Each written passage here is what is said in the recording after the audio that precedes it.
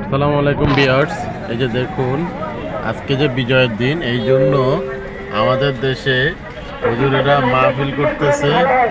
এই যে হাজার হাজার হুজুর, এই যে মাদ্রাসার শিক্ষকরা, জনতারা আমাদের এখানে ইয়ে করতেছে।